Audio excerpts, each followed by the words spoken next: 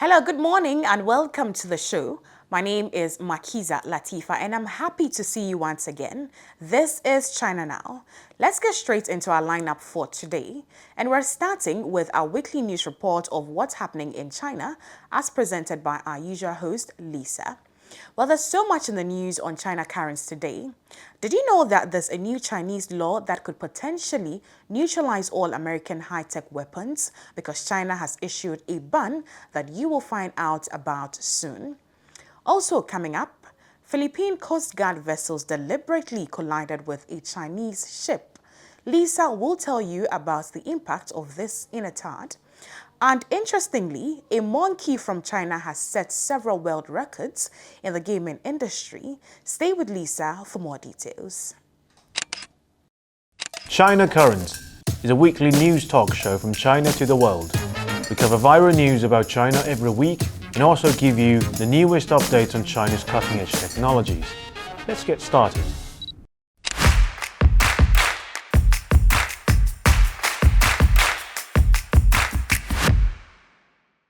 Welcome to China Currents, your weekly news report on what's happening in China. I'm Lisa. In this episode, China has issued a ban that could cripple all US high-tech weapons.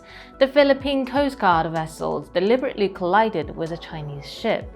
Australia betrayed their promise to Hong Kong separatists. Taiwan Island is about to lose its largest diplomatic tie in the Americas. A monkey from China has set several world records in the gaming industry. Let's start with a new Chinese law that could potentially neutralize all American high-tech weapons. In a joint statement on the 15th of August, China's Ministry of Commerce and the General Administration of Customs said China will impose export controls on antimony products, including antimony ores, metals, oxides, and other rare antimony compounds, and has kicked off a comprehensive sanction on antimony against the US. Antimony is known for its wide use, especially in the military sector. For instance, antimony trioxide is commonly used as a flame retardant in aircraft, rockets, and missiles. It is also used in production of military equipment such as armor-piercing shields, explosives, night vision goggles, and nuclear weapons. And indium antimonide is primarily used to manufacture high-performance sensors and array seekers. These seekers play a crucial role in guiding missiles, which are highly effective against fourth-generation fighter jets. The media has long emphasized the critical role of antimony in US military production. Experts have urged China, the world's dominant supplier of antimony, to limit its export to the United States. This call stems from America's heavy reliance on China's antimony exports and processing capabilities, which are essential for manufacturing advanced military equipment such as stealth fighters, missiles, and night vision devices. China is responsible for over 80% of global annual antimony supply, making it the world's largest producer. Russia is the second largest, accounting for 7% of the global output, while the United States produces less than 1%.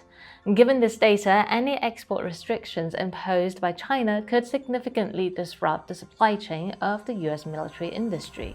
In response to this vulnerability, the US Congress has asked the Pentagon to strengthen its strategic reserves of critical minerals, with antimony being a top priority for the National Defense Stockpile. The US House Armed Services Committee has also expressed concerns about potential supply chain disruption from both Russia and China in a recent report. The committee has urged the Department of Defense to develop policies for recycling used batteries in order to recover precious metals, rare earth elements, and other strategically important materials. Historically, the United States sourced antimony from a gold mine in Idaho, but that mine closed down in 1997. According to a 2020 report from the US Geological Survey, there are currently no active antimony mines operating within the United States. China's statement on the export controls highlighted that a key rationale is to prevent the proliferation of nuclear, biological, and chemical weapons. aligning with its long-standing efforts to fulfill non-proliferation obligations. Following the suspension of nuclear arms control talks with the US in April, prompted by Washington's arms sales to Taiwan Island, China's tightened controls on antimony export can be viewed as an extension of its countermeasures against the United States. Given the size of US nuclear arsenal, China can impose significant constraints by limiting access to key materials essential for production. This move represents a shift from China's previously more open approach to supplying critical materials to the US. In recent years, Japan and other developed countries in Europe paid higher attention to the strategic reserve of antimony, placing it on critical mineral list, as global antimony ore reserves dropped from 2 million tons in 2021 to 1.8 million tons in 2022. Declining ore grades and resource depletion have led to a continuous fall on global antimony production. Although high-tech weapons rely heavily on rare metals and resources, antimony also has important applications in the field of biology and medicine field. Antimony-based drugs such as meglumine antimonate are also considered the primary treatment for leishmaniasis, an infectious disease caused by parasites. China's new export control law may help ensure that this precious resource is used to save lives rather than for military purpose. Despite China's ongoing efforts to promote global security, the Philippine Coast Guard ramped up regional tensions. On the 19th of August, 2 Philippine Coast Guard vessels entered Chinese waters in the South China Sea without authorization from the Chinese government. The Chinese Coast Guard claimed that the Philippine ship ignored repeated warnings and deliberately collided with a Chinese vessel in an unprofessional and dangerous manner. The footage released by China's Coast Guard showed the Philippine vessel numbered 4410 sailing alongside the Chinese ship before suddenly turning towards it, causing damage to the Philippine vessel. Interestingly, the video also showed at least 2 individuals on the Philippine vessel carrying professional camera equipment along with several US journalists. This was later confirmed by a report from ABC News on the 19th, which stated that some of the videos and photos were taken by journalists from a US television network. These American journalists were likely on board because they trusted the professionalism of the Philippine Maritime Forces, given their recent joint exercise with the US Navy. However, the incident has now called that trust into question. Less than a day after the ramming incident, U.S. National Security Advisor Jake Sullivan condemned China during a phone call with its Philippine counterpart. Sullivan also reaffirmed the $500 million in U.S. foreign military financing to the Philippines under the 2024 Indo-Pacific Security Supplemental Appropriation Act. This bill, signed into law by President Biden on the 24th of April, aims to boost the Philippine military's capability to escalate tension in the South China Sea. According to reports by the Philippine Star, Philippine President Marcos expressed his gratitude for the U.S. military aid during the meeting with a U.S. congressional delegation on the 8th of August. Marcos emphasized the importance of this aid in addressing new challenges in the region. The recent action of the Philippine government have indeed created new challenges for China-Philippine relations, especially in terms of trade. Data released by General Administration of Customs of China in July showed a new record with the total value of China's imports and exports reaching $2.96 trillion in the first half of the year, a year-on-year increase of 7.1%. However, in the first 4 months of 2023, the bilateral trade between China and the Philippines dropped by 10.31%. It remains to be seen whether the United States will compensate the Philippines for this trade loss in the 2025 Indo-Pacific Security Supplemental Appropriation Act. Compared with the Philippines, Australia is clearly more pragmatic in its approach to China relations. On May 2020, the UK and Australia promised to provide asylum to Hong Kong separatists holding British national overseas passport who had violated China's national security law in Hong Kong.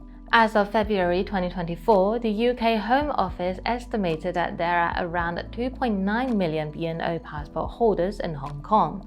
However, data revealed by the South China Morning Post on August 14 shows that the approval rates for asylum applications from Hong Kong are extremely low in both Australia and the UK.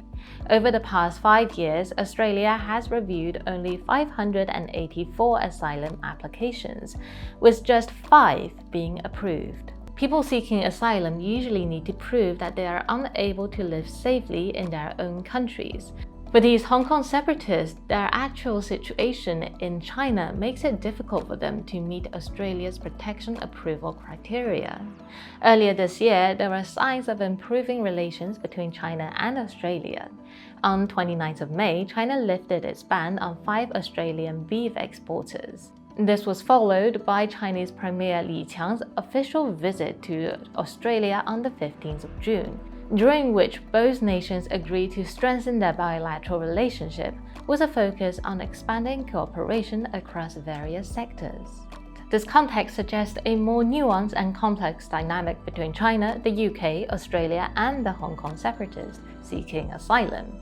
While the UK and Australia have made public promises, the actual asylum approval rates indicate the challenges these separatists face in successfully relocating. The improving China-Australia relations also provide a backdrop to these developments. Interfering with China's internal affairs has never been a good deal, but it seems Paraguay is only just beginning to realize this. According to Reuters, on 22nd of August, Paraguayan president is reconsidering his country's diplomatic ties with Taiwan authorities in pursuit of trade deals with mainland China. In an interview with a Japanese outlet, the Paraguayan president admitted he is under pressure from domestic agricultural groups, urging Paraguay to cut off diplomatic relations with Taiwan Island. A 2023 report by the United Nations Economic Commission for Latin America and the Caribbean stated that trade between China and Latin America expanded 35-fold from 2000 to 2022, reaching nearly $500 billion in 2022. In contrast, The Economist reported that from 2019 to 2023, Taiwan authorities have only provided Paraguay with $150 million in aid. An article in The Economist on the 4th of July highlighted that the price of Paraguayan loyalty is rising. The previous administration asked Taiwan for $1 billion in investment, but did not receive it. Meanwhile, the director of the Millennium Institution for China and Latin America Studies, Francisco Urdenes, stated that Paraguay's relationship with Taiwan cost the country more than 1% of its GDP annually due to missed investment and credits from China. Next up, let's focus on a monkey from China who has recently left a lasting impression on global gamers. On the 20th of August, the Chinese video game Black Myth: Wukong launched globally and quickly gained massive popularity.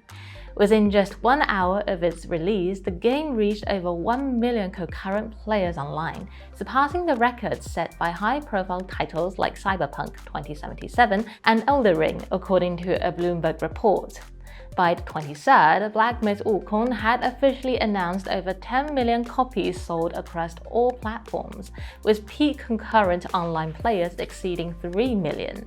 This is the first time in history of Steam, the world's largest game distribution platform, that a single-player game has reached such a large number of concurrent players. The overwhelming demand for download even caused some servers to crash temporarily. The game also gathered significant attention from Chinese state media due to the development team's meticulous recreation of 36 real-life ancient Chinese buildings, 27 of which are located in Shanxi province, including a Foguang temple, the third earliest preserved timber structure in China. Today, the temple is a part of UNESCO World Heritage Site. and is undergoing restoration. However, in the game, players can not only appreciate the stunning scenery of the temple, but they will also engage in battles against the game's monsters within its historically significant location. This effort to preserve and promote Chinese cultures has earned widespread recognition from Chinese investors.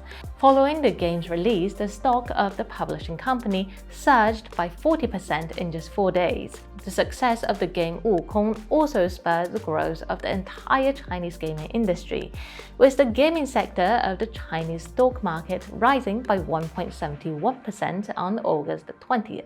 Former World of Warcraft team leader praised Wukong as a great victory in a tweet. While the game has been praised by investors and industry insiders, the BBC reported that it included anti-feminist propaganda, fetishization, and other content that instigate negative discourse.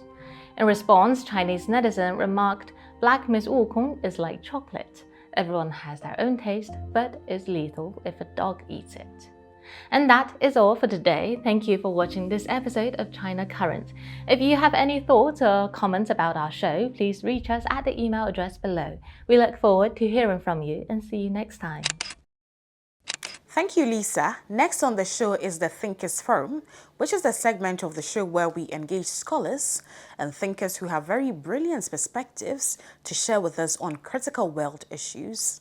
Today we have the co-founder of Kawschun News, Camila Escalante, who's going to be speaking on the Venezuela elections, which were held on July 28, 2024.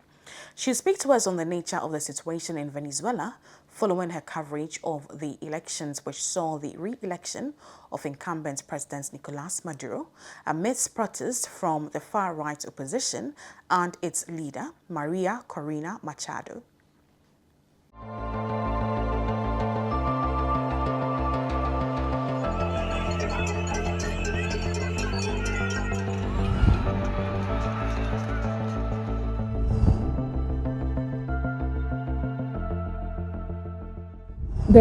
There's an endless list of ways in which the mainstream corporate media internationally has wrongly portrayed Venezuela. In the past, going back to the years in which the sanctions were really having a visible impact on the country, they were depicting scenes of hungry people. At some point, they found images supposedly of people eating out of a dumpster. They made these headlines about people eating zoo animals or something absolutely bizarre like that.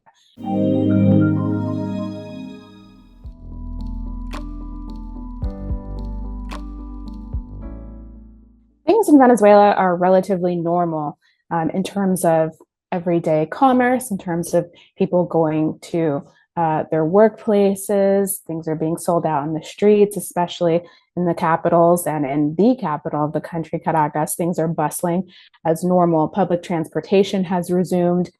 And so we know the situation from the past, that the mainstream media internationally likes to show a country in chaos. But the reality is that there was some violence and there was some incidents of terrorism. We call these armed gangs and these violent groups in the street guarimbas.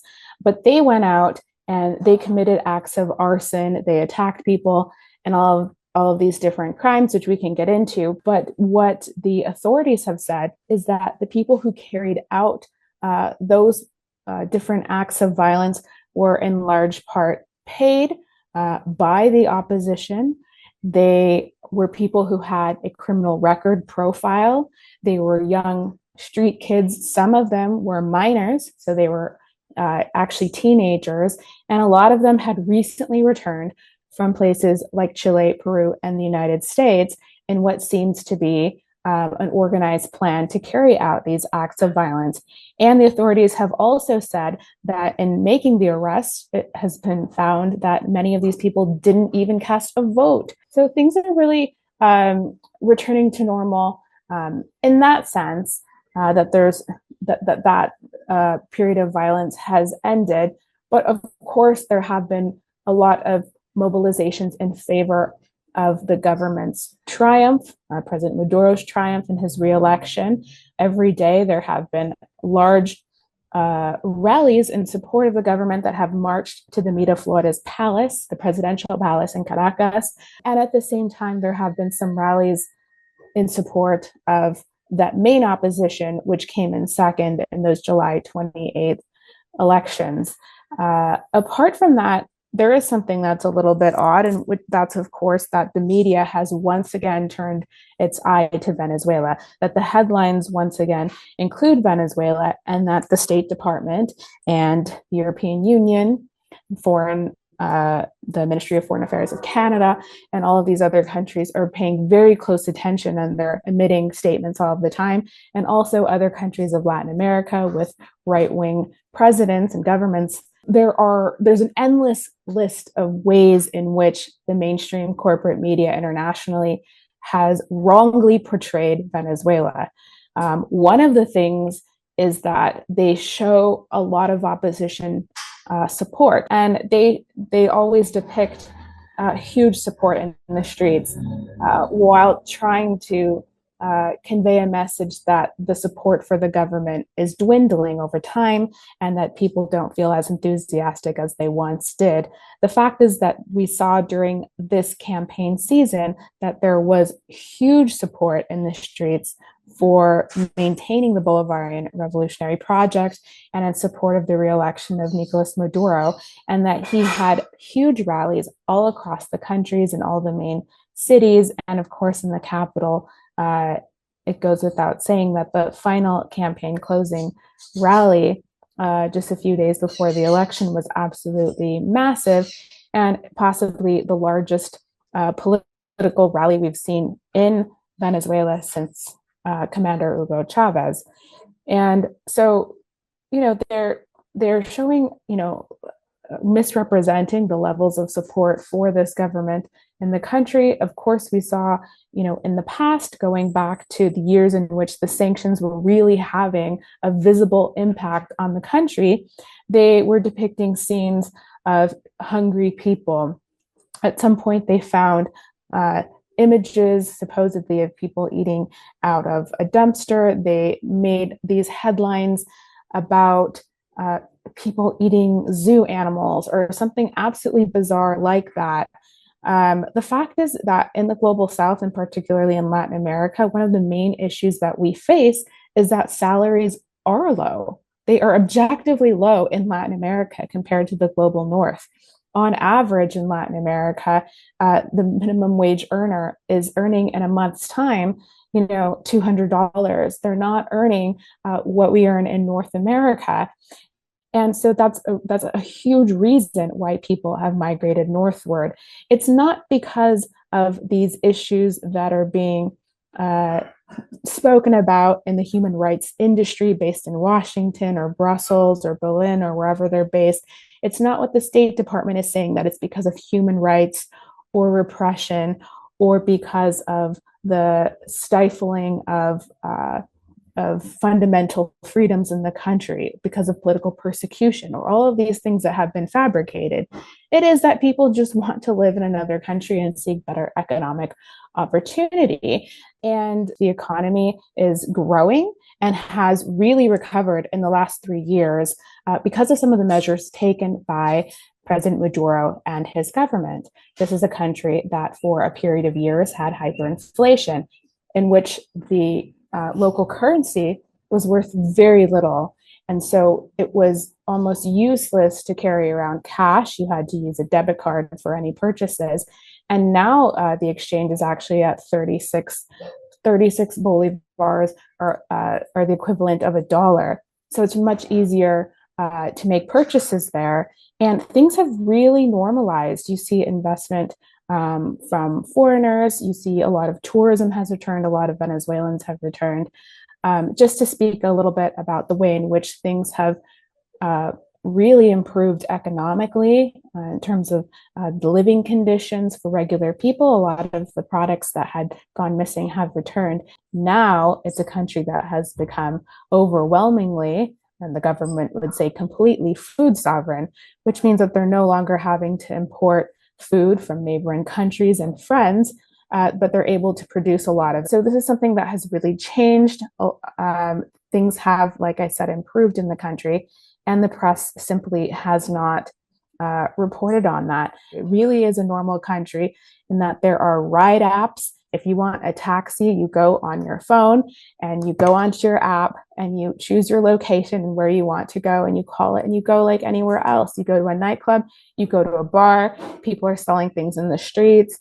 There are, people go on vacation. There's domestic tourism. And so there are, of course, endless ways in which the media is misrepresenting the country. But what's fascinating is that the media is still able to operate in Venezuela without any sort of censorship or anything at all. If you see the international press conferences held by President Maduro at the palace, he invites the journalists and correspondents in the country accredited from F8, from Reuters, from AP, from BBC, among many others. And they are there constantly providing information, despite that so many of them have lied about the situation in the country for so many years. The opposition that we're largely talking about, the one that came in second in the November 28th elections, you're seeing them as the main representatives of the country, even though they're the opposition in the international mainstream media. They have a huge presence on social media, and they have a lot of resources because we know that in past years, they've received a lot of funding from NGOs linked to the State Department. And in that way, they have been able to fund protests within the country in Venezuela, but also a lot of online campaigning and propaganda in support of regime change.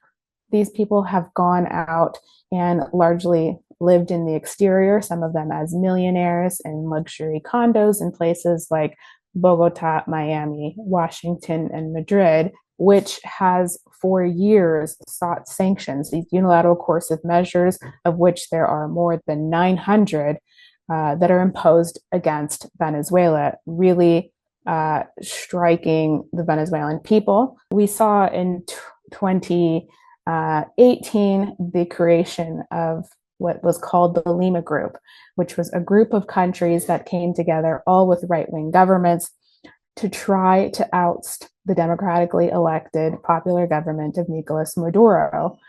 They started holding meetings in places like Ottawa and Canada and all around Latin America about Venezuela.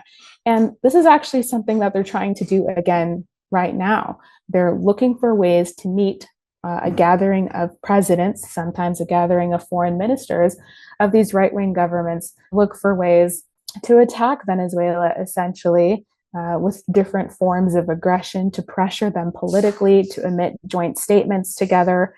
The United States has the strategy of using its close allies, but really we can see the way in which all of this has been orchestrated by Washington in order to mount more political pressure as just one of its strategies. At the same time, it's mounting more economic pressure with the announcement of new sanctions all of the time, especially sanctions on Venezuela's oil sector. The oil issue in Venezuela is one of the most important issues, of course. So you can just look and see what's taking place right now in Guyana to see that it is a country that has essentially become a U.S. protectorate, a U.S. territory.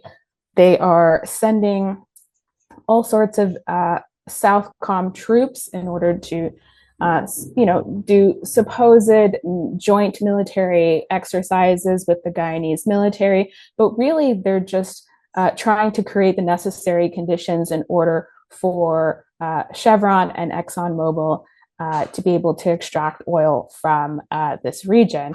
Venezuela is not the only country that has huge oil reserves, but it is perhaps the largest right now, and definitely the largest in South America. It's very important that the U.S. get its hands on that oil, but also with the oil, Venezuela, since Commander Hugo Chavez has been able to help many of its neighbors. It's been able to help neighbors through its PetroCaribe program, in which it was selling oil to these countries at huge subsidies, huge subsidized prices, in order for them to become more economically independent from other world powers. And it has been a huge help. Additionally, under the formation of this articulation of countries, which is ALBA TCP, Venezuela and Cuba have been able to help these other Caribbean countries of the Eastern Caribbean states with things like medical missions and sharing medical supplies when things are donated from countries like China and Russia. And these sorts of supports allow these countries to build and take their own independent path, asserting their right to implement their own models, and are breaking away with Monroe Doctrine and United States dominance. The United States is obviously not content with that. They know that there are endless opportunities in resource extraction, even apart from oil, if they're able to gain control over that country's resources, but they know they can only do that by installing one of their allies of this far-right opposition. This is a country that was highly reliant on the income generated from its oil sector. And so the way in which that was impacted was that because of the unilateral coercive measures, it was very difficult for Venezuela to do crucial things like purchase the necessary replacement parts in order to repair its oil refineries. They suffered huge fuel shortages in a country which itself produces oil. They had to rely on cooperation with Iran to be able to recover its oil industry. And Iran was even bringing fuel over to Venezuela during a crucial moment in perhaps 2020, 2021 to Venezuela. There were a lot of shortages of food, as was widely reported. And part of why that happens is the same reason why it happens in countries like Cuba under the blockade, which has lasted more than 60 years, which is that there are issues with making purchases under these unilateral coercive measures, but there's also issues in which the shipping companies themselves and these sort of third parties don't want to enter into any contracts or do any commerce or trade having anything to do with a sanctioned entity, whether it be a government official of Venezuela, whether it be the Venezuelan state, because of the way in which they could be subject to secondary sanctions. And so that creates a situation where people don't want to take any risks because it could harm them economically, even if they're, let's say, some completely random South African shipping company. So they were deprived of medicines and other crucial things such as insulin for diabetic people. And this created a lot of difficulties. Thankfully, in large part, and thanks to a lot of Venezuela's close allies, they've been able to largely overcome that. I think Venezuelans know that if the empire were able to overturn their revolution and come in and actually consolidate a coup, that it would be catastrophic for all the rest of our countries. Next on the Thinkers Forum is a professor at the University of South-Eastern Norway, Glenn Diesen, with a bit of an editorial on China-Russia relations. Please stay with us for more details.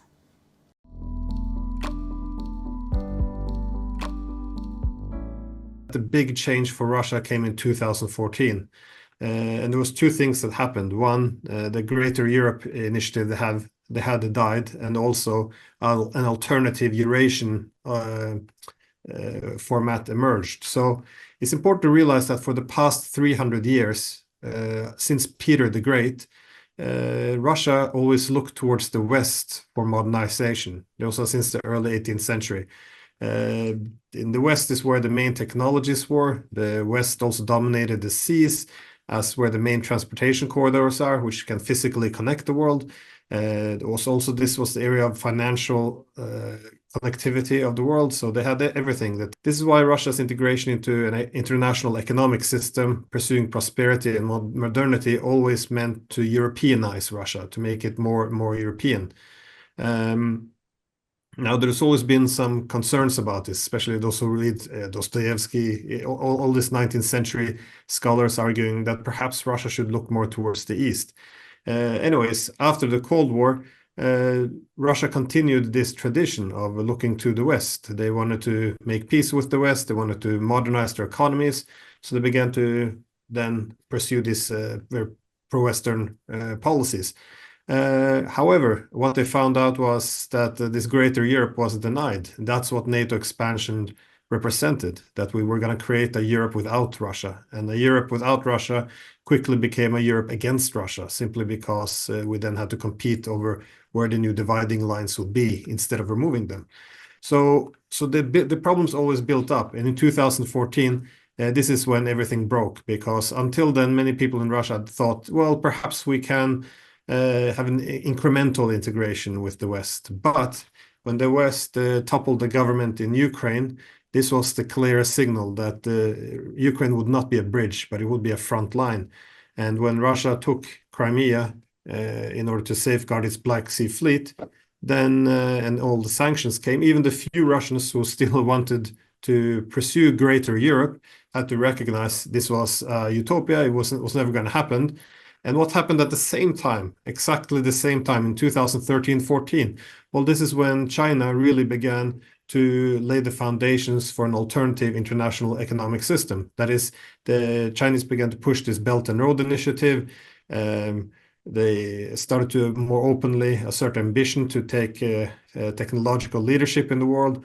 China began to advance these new financial institutions, be it the Asian Infrastructure Investment Bank, looking to internationalize its currency. We see that the SCO or BRICS, it represents a world order based on multipolarity, in which the great powers, they seek to harmonize interest with each other rather than pursue the dominance and global hegemony.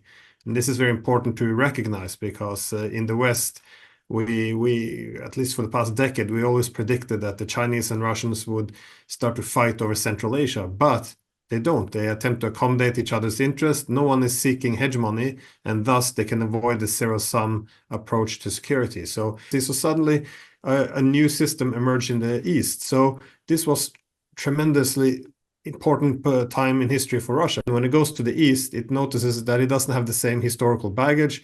It doesn't meet the same hostility. And even the fact that China is the biggest country there and not Russia, it actually works often to Russia's advantage. So I think 2014 was really the main era, because this is when Europe really slammed the door in the face of Russia, and a new door opened in the East, which was China. And that's when this greater Eurasia ambition really began to move forward. The main problem for Russia has always been it had unfavorable asymmetrical interdependence with the West. So we often say that interdependence between nations is good, it creates peace. Well, yes, to some extent, because in all interdependent relationships, one will always be more dependent on the other. So this goes with people as well as states. Now, when you have huge asymmetries, then one side can use that to extract political power from the rest. So let's say, for example, a relationship between the collective West and Russia. If 90% of Russian trade is dependent on the West, while 3% of the West trade is dependent on Russia. This is asymmetrical. Now the West it's much less dependent on Russia than Russia is on the West, and the West can use this to extract political concessions. Now, and this is what we saw. We saw that Russia being dependent on the West for its technologies, access to transportation corridors, banks, currencies, payment systems, insurance systems, everything. The only thing really Europe was dependent on Russia was energy. And we did everything we could to reduce this, to have maximized interdependence. Because in any interdependent relationship, you get some influence, but you lose some autonomy. If you have asymmetrical interdependence, you maintain your autonomy and you get influence over the other. So this is the problem for Russia. This was the condition for creating a Europe without Russia. How can you have a Europe where we leave out the largest country on the continent? For Russia, if they want to have some political autonomy and security and act as an independent pole of power in a multipolar world, they need to diversify their partnerships. Yes, they need some strategic autonomy in key sectors, for example, technology, energy, but they need to diversify partnerships, and this is what they failed to do. So ideally, Russia would, be very close with China, but also India, Iran, Korea, Japan, but also the EU, US, to have as many partners as possible, so no one can bully it. So this excessive dependence on the West is really the mistake I would refer to, which was very damaging for Russia. What I argued is that the Russians will be somewhat concerned not to recreate this in the East. In other words, Russia's pivot to the East can't simply become a pivot to China. Why? Well, because China is much more powerful, at least economically, than Russia. So it doesn't want to get stuck in a partnership where, again, 95% of its trade is dependent on China, and 2% of Chinese trade is dependent on Russia, because that would be a very uneven relationship. So this means Russia really has to diversify its partnerships. Yeah? So not just integrate with China, but also look a bit to India, Iran, Korea, and also the rest of the world. And what has been a very pleasant experience for the Russians is that China is okay with it. They're not sabotaging it. And this is something new to the Russians, because whenever Western countries have deal with Ukraine, Central Asia, Turkey, Armenia, a key objective is always to decouple them from the Russians, to sever ties between them.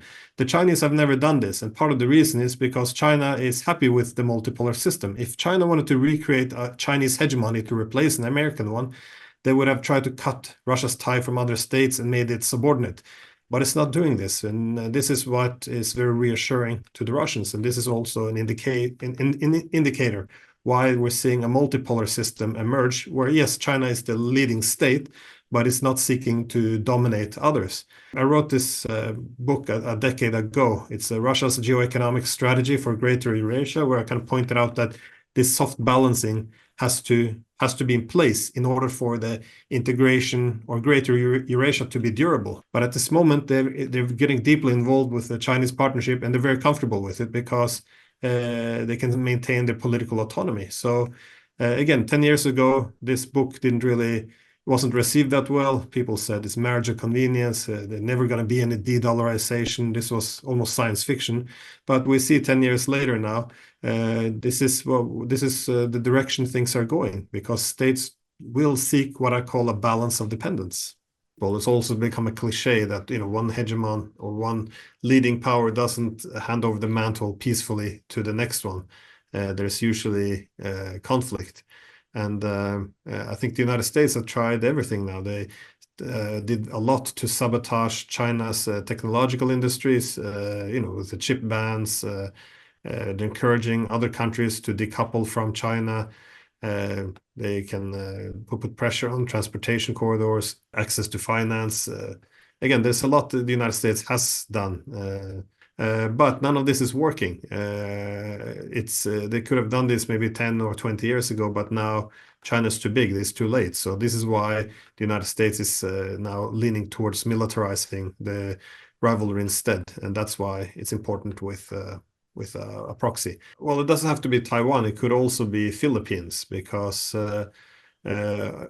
it's great empires. They try not to fight with their own troops. Also, if you don't want to fight a huge great power like Russia or China with your own military, it will be devastating. They probably would lose, and it could escalate into nuclear war. So it's better to fight with proxies. And if you're going to fight the Russians, then obviously for them Ukraine would be the best proxy to fight. Now with the Chinese, you would use Taiwan or Philippines most likely, which is where the Americans are now sending their weapons, encouraging more antagonistic relationship with Beijing. This is what the direction the Americans are going. Under the One China principle, the Americans should limit themselves to economic and cultural ties to Taiwan. Instead, we're seeing now that they're sending their top politicians there, which is a breach. They're sending military trainers there, which is a breach. And they're step by step trying to dismantle it. So asking for more representation for Taiwan in international institutions such as the UN. So effectively beginning to give it the status of a sovereign country, which is not correct, because our peace and stability with China is based on this principle that there is one China. Taiwan is a part of China. And if we try to abandon this, then there will be war. And it's not in China's interest to use military force against Taiwan. I think China is quite confidently sees it as its economy grows, it will able to integrate Taiwan more through peaceful means, economic connectivity. So waiting for more favorable government perhaps. So the only reason why I think China would use military force is if the Americans are pushing for Taiwan secession. I think that's the red line for China. Now, the Chinese should be careful, because if the Americans are looking for a proxy war, like they did with Ukraine, because keep in mind, in Ukraine, the same thing happened. The Russians went in because America sabotaged all peace agreements. They went in with the military, which was this, unprovoked invasion. And on the first day, they attempted they reached out to the Ukrainians to start peace negotiations, which they did. And then the Americans came and sabotaged it because they wanted a war and they chose a war. And this is why it's one should be careful not to walk into a similar trap over Taiwan. But China and Russia have different relationship with Washington over the past 30 years, because China had a more favorable position. The Russians, they had a military bloc gradually expanding on their border. They were never offered a status quo. Instead, they had to see NATO march slowly on its borders, with the repercussions being quite predictable. So this often made it necessary for Russia to punch above its weight, to really flex its muscles beyond even what it had the capability to match with action. Now, China was a bit of the opposite. Favorable, there was no military bloc marching on its borders. It tried to not create any waves. So what's also called a peaceful rise, just try not to create too much draw too much attention to itself, which would make the American empire strike against China, try to knock it down. So this is why we saw the different paths by the Chinese and the Russians. But now, of course, China's become too powerful for America's comfort. So now they kind of have to come out of the closet as well and start to push back, which is what we're seeing. And all too soon, we've come to the end of this episode of China Now. I hope you enjoyed every bit of it. We'll come your way same time next week, but until then, do not forget to share with us your thoughts, comments, feedback, and suggestions through the email provided below. My name is Makiza Latifa. Thank you for watching.